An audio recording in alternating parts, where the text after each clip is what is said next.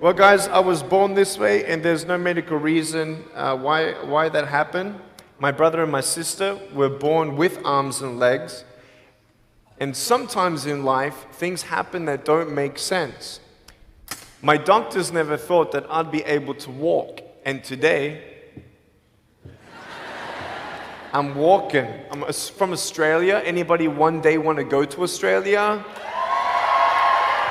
It's such a cool place. And I now live in LA. I'm a Southern California boy. So I only live about 4 hours from here. And today I'm going to tell you, man, I love freaking people out. One day I'm in a car. I'm in the front seat. I'm not driving, of course. Can you imagine if I'm driving a car? They reckon they can put a joystick, that thing that controls my wheelchair, we can put that in a car. Like, how fully sick is that? Like, imagine if I get pulled over by the cops. Can I have your driver's license, please?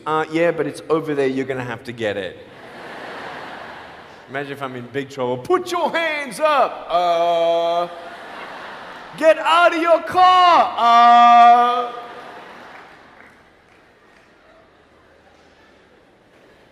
So I'm in the front passenger seat, we're at the traffic lights, and this car comes up next to us, and this girl's looking at me.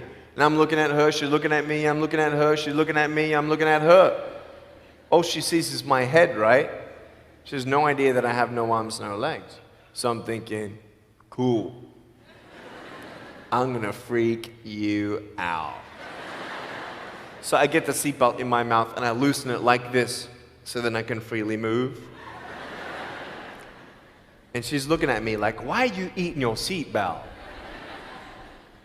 So I pull it, the belt is loose, I can move. Now she's looking at me, full 100% attention and focus. Now just imagine all you see is my head, all right? You might want to put up your hand up to your face to cut off the rest of my body, all right? So you can really see the effect. So just, that's it, exactly. Here we go, ready? I just did this.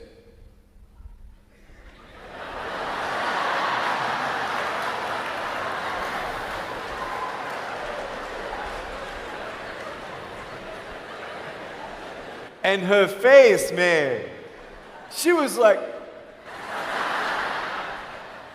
she nearly ran the red light, man. It was so good. My parents always said, Nick, you don't know what you can achieve until you try it. And the doctors looked at me and said, he's not going to walk, he's not going to go to school, he's not going to do anything in his life. And then my parents, they just loved me like crazy and said, you got to try. Try this, try that, try this, try that. And I'm thinking sometimes like, Mom and Dad, you're crazy, man. I have no arms, no legs. How would I ever be able to do this or do that? But they encouraged me and they loved me. And as human beings, we're waiting for stuff like that. We all want love. Everybody say, love. Very good.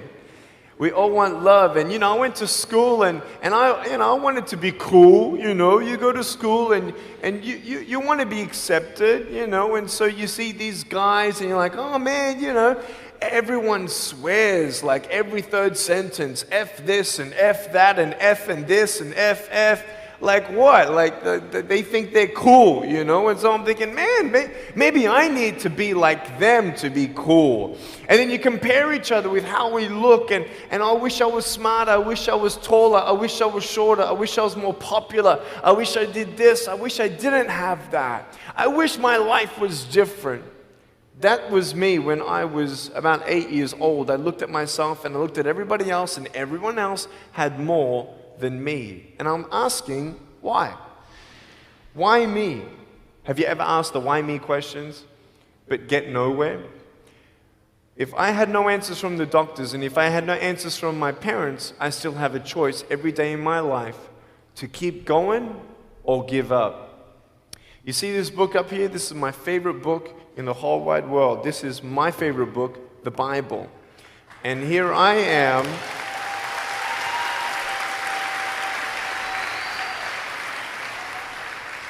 And here I am, and for me, that's my full potential in all that I can be here on earth. And so encouragement takes me closer to all that I can be, and discouragement takes me away. You see, it only takes 3 seconds for someone to tease me when I was at school and just say, you ugly. You can't do this and you can't do that. And some of you thinking like, man, seriously?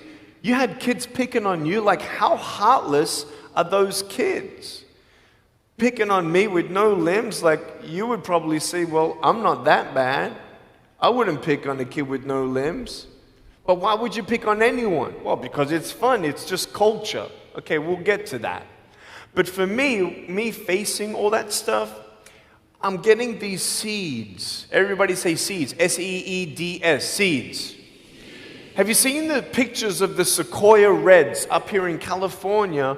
These huge trees. Like some of the trunks could be as nearly big as this room. I've seen those photos where they've actually dug out a tunnel in a trunk of a tree. You can drive a full-size SUV right through it. That all started with a little seed. If you leave a seed of lies in your heart and in your mind and you don't know the truth, if you don't know the truth, you will die with the lie. I started dying because I started believing what I was told. I want you to know the 3 things that I needed to come to in my life is the truth of my value, the truth of my purpose, and the truth of my destiny. I want you to know something. In our mind, we put ourselves down all the time. I want to ask you today, do you think I'm cool enough to be your friend? But I don't swear, I don't use the F-bomb. Am I still cool enough to be your friend? But I don't tease people. Am I still cool enough to be your friend? But I have no arms, no legs. Seriously.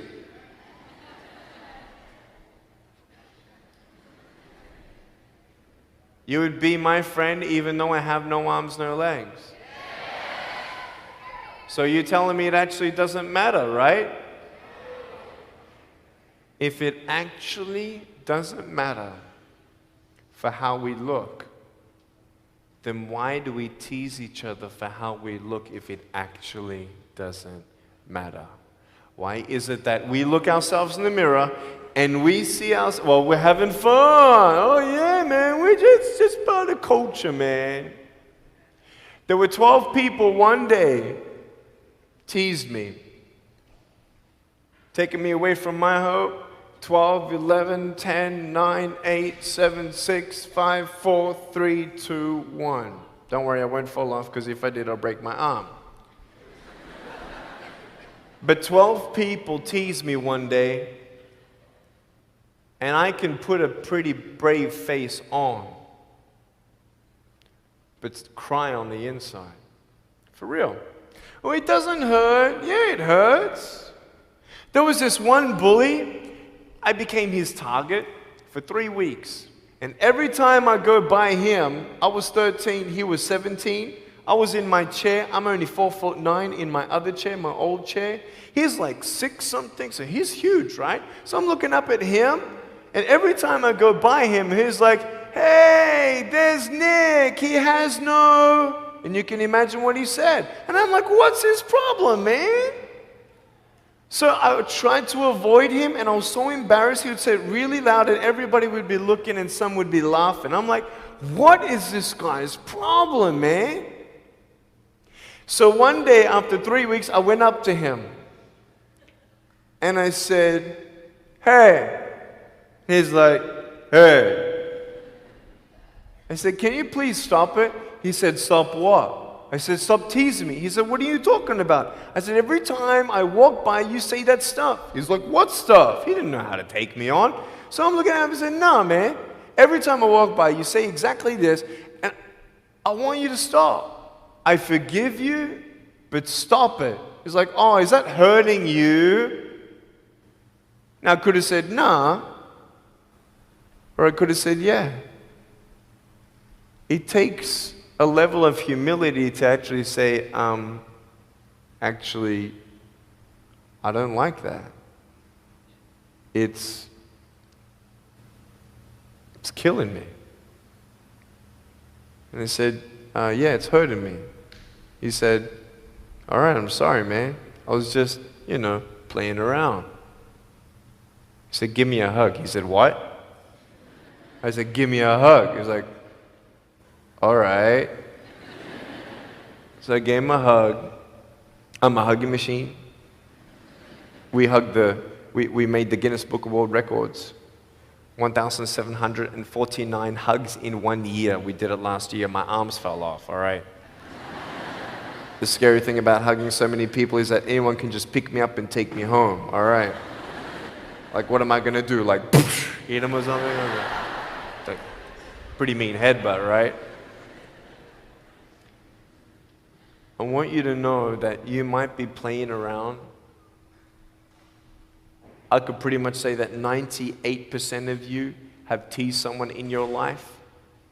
I tried to commit suicide because of people who thought they were having fun, not knowing the hell that I was going through. The people you're teasing, what if the person you're teasing is the person who's thinking of committing suicide? What if the person you're teasing is the one who's tried to commit suicide, who hates their life because of you?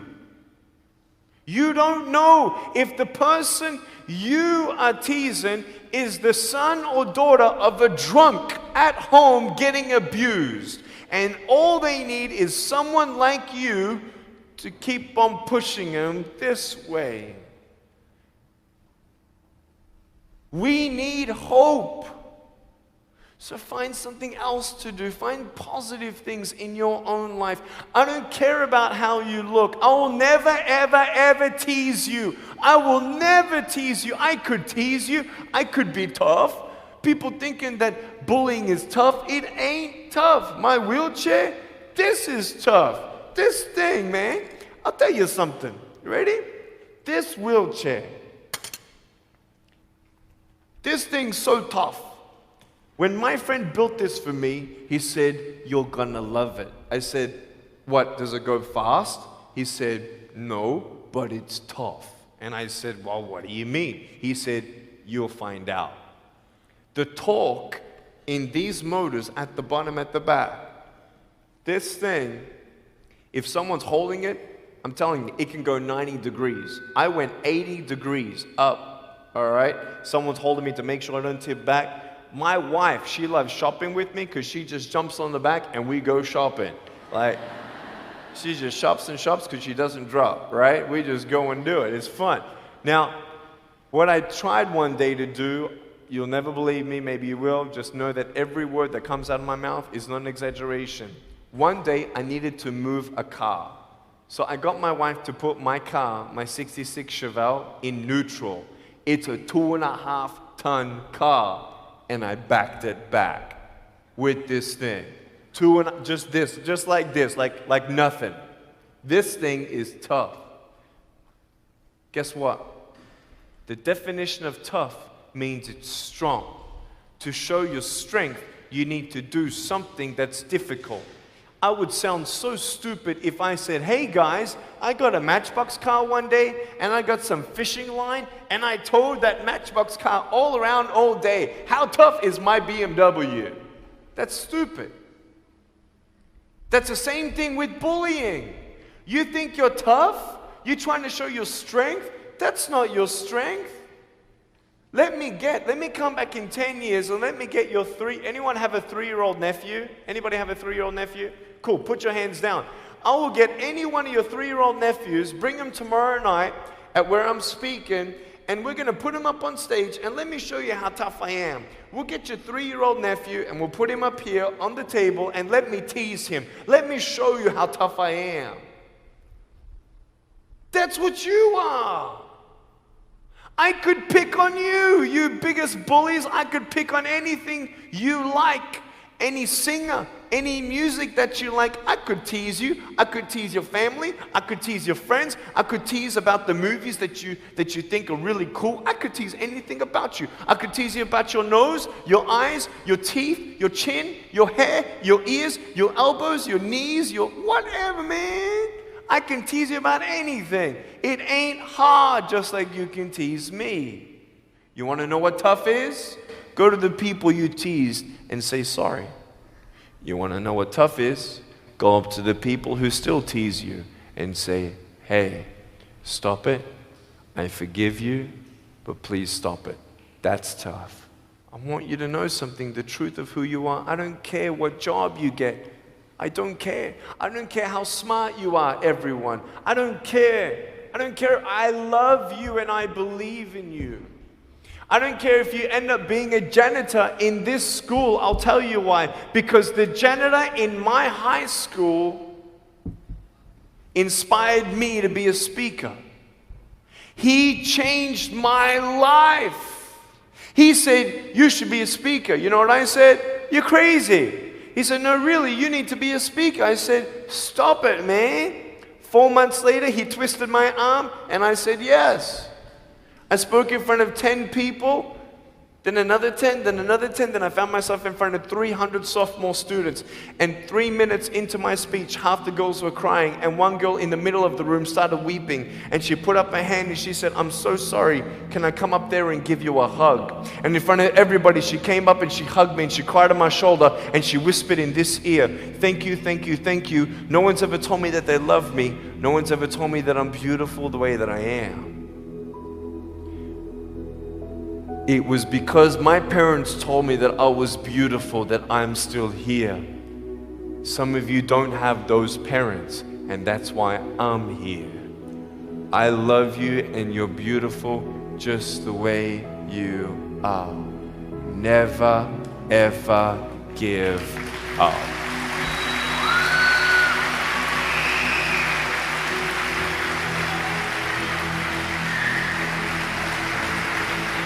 How many schools do you think that I spoke to actually stopped bullying altogether? Okay. Whoever said 1, you were correct. 1 school out of 600, I got a letter from the headmaster, and he said, Nick, you forever changed our school, blah, blah, blah. We haven't seen any bullies pick on anybody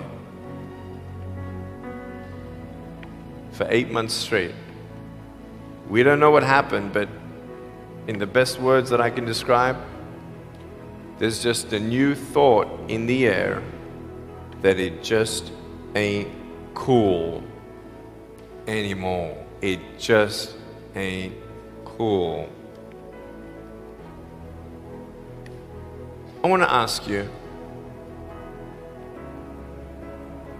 what are you going to do? Are you going to continue on at the risk of knowing that in each section, this section right here, 5 people already trying to commit suicide? That section there, 5 people. When you extrapolate it out, what if the person you're teasing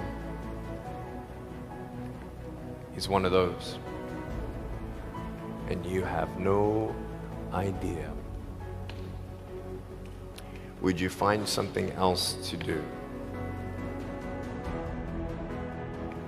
So, the change is up to you. If you want to see more love in your school, be love. If 50% of the school come together and say, you know what, it just ain't cool anymore, the people who think it's still cool, every time they look down upon you, I want you to imagine my face looking at you. Because I'm telling you, everyone you're teasing is my brother and my sister. And you're my brother and you're my sister. And I'm asking you to stop. Love yourself a bit more, and love each other a lot more.